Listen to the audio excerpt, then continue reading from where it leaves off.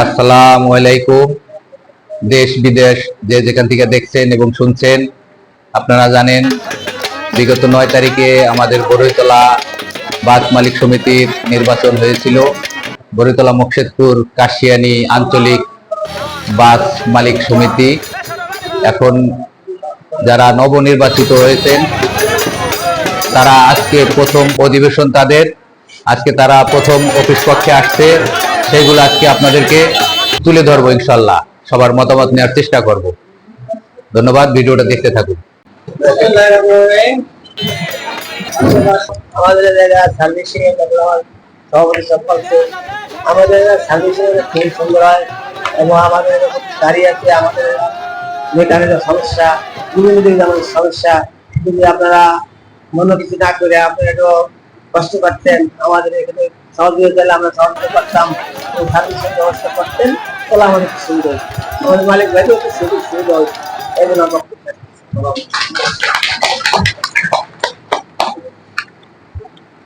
আর কেউ থাকে এইগুলা বলেন উনি টাকা পাবো না দেওয়ার চেষ্টা করবেন। অসুবিধা তো বুঝেন নাই, মানে ইঞ্জিনিয়ার ফরেন এক্সেল আর এক ডিভিজিয়াল আর এক এরকম ছিল, ওই ইয়ার দিয়ে বডি করতাম।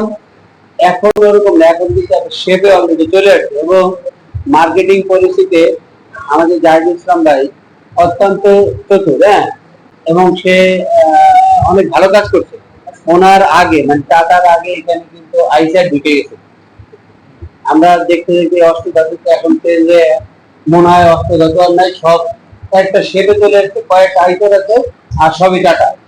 কিছু গাড়ি আছে একবারে ব্র্যান্ডেও আছে, তাও মনে হয় 12-15টার মধ্যে চলে আসছে, 15টা ব্র্যান্ডে চলে আসছে। আর কিছু ওই ধরা গাড়ি আছে, সেক্ষেত্রে এখন মনে হয় 28টা টাকার গাড়ি আছে। ভালো বুঝেন, আমার এই পুরো ভাই ভালো বুঝে আমার জানি, এর সাথে কিন্তু আমার এটা নিয়ে লাগে। ভাই আপনি কি করেন বলে আর আমার মনে হয় কি আমি শুধু 709 এটা বলি যে গাড়ি একটু লম্বা হোক, একটু ভালো হোক, দেখতে শুনতে একটু হোক, এরকম আমি একটু চাই 709। আর যদি সার্ভিস সেন্টার না থাকে, ওই দিন আপনি না বলছিলেন, আজকে মনে হইলো আপনি মনে হয় হায়ার অথরিটির সাথে কথা বলেই যেহেতু সমাজে কথাটা বললেন, মনে হয় একটু আশ্বাস আছে। যদি সার্ভিস সেন্টারটা থাকে ভালো হবে, আরাম হবে। আমরা শুধু একটা সাইড না 5টা দলে চালানোর একটা সিদ্ধান্ত আমরা নিচ্ছি। আর বর্তমান সমিতিতে যেমন আমার বড় ভাই সমিতি মোল্লা চেয়ারম্যান, উনি চেনেন, ওনার বাড়িতে ভালো করেছে। আমাদের নাম দিতে হলে আমরা নিজেরা নাম দিতে, আমরা আমাদের এই প্যানেলটা চ্যাংড়ার দল, আর একটা প্যানেল তারা অনেক হাই প্রোফাইল, যেমন ওই যে আমার তপ্ত ভাই হাসান মোল্লা, উনি ভাবাইছে এই আমাদের এই ইউনিয়নটা কিন্তু গোপালগঞ্জ ডিস্ট্রিক্টের মধ্যে দ্বিতীয় আর মুকসুদপুরের মধ্যে প্রথম। এইটা ভারপ্রাপ্ত চেয়ারম্যান মানে লিটু মোল্লারে ওই লোকটা হারাই। এই যে দুজন লোক, ওই হাসান না দত্ত সম্ভব, আবার এই যে দুজন লোক খুব পাওয়ারফুল, দুইজন লোককে হারাইছে। এরা পাওয়ারফুল, যাই হোক, এরা কেবল উঠছে। আমি এদের কথা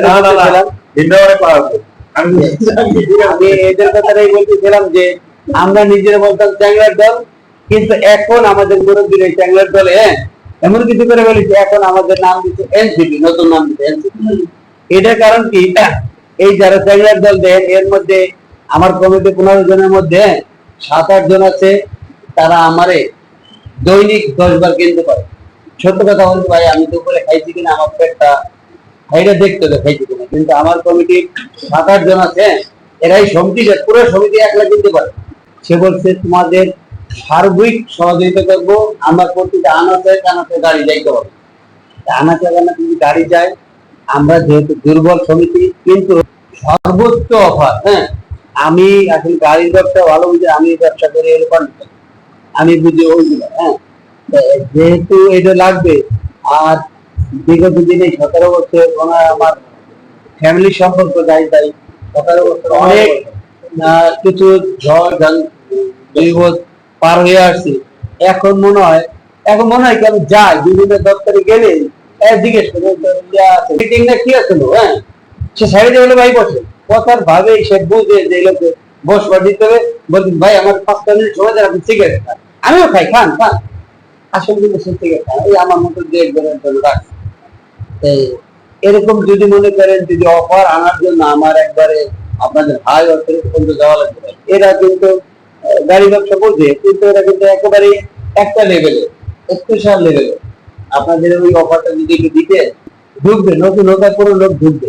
আর এরা যারা আছে আমার মতো আছে দুর্বল কয়েকজন, হ্যাঁ, এছাড়া যারা দেন দেয় চেহারা থেকে ওদের কিন্তু গাড়িটা বেশ মোটা, 150 গাড়ি ঢুকবে ভাই এই 3 বছর।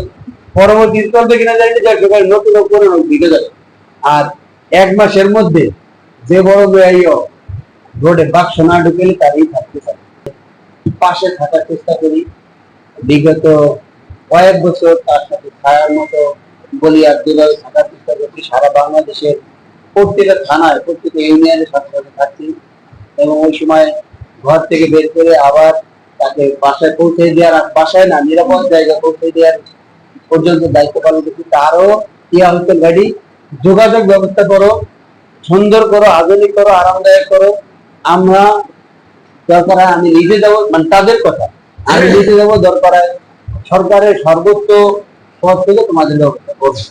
তো সেই ক্ষেত্রে ভাই, যেহেতু আমি এটা বুঝি না, আমি গাড়ি ব্যবসাটা বুঝি না, আপনি ভালো করে জানেন, আমাকে যদি আপনি একটু আশ্বাস দেন যে আপনি এখানে বিনিয়োগ করলে আপনার কিছু আসবে, তাহলে কিন্তু আমি উদ্বুদ্ধ হব।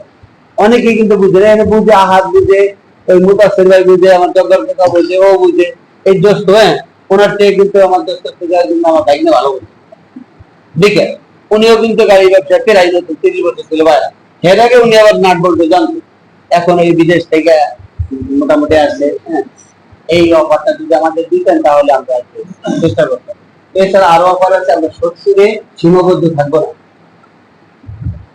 কালকে থেকেই আমরা ব্র্যান্ড নিউ গাড়ি হইলে আমরা ঢুকে যাবো। আমাদের আরো কিছু অফার আছে, যেটা আনঅফিসিয়ালি বলবো, আমরা বিরাট ও আমি একটু একটু বাইরে একটু করি। আমাদের মাঝে এই মিটিং শুরু হওয়ার পরে আরো 2 জন সম্মানিত লোক আমাদের সাথে যোগ দিয়েছে। একজন হলো আমাদের বাস্তব সমিতির সম্মানিত সদস্য, আমার ভাতিজা মনির শেখ। মনির শেখ সবার সালাম দেয়, উনি আমাদের মালিক।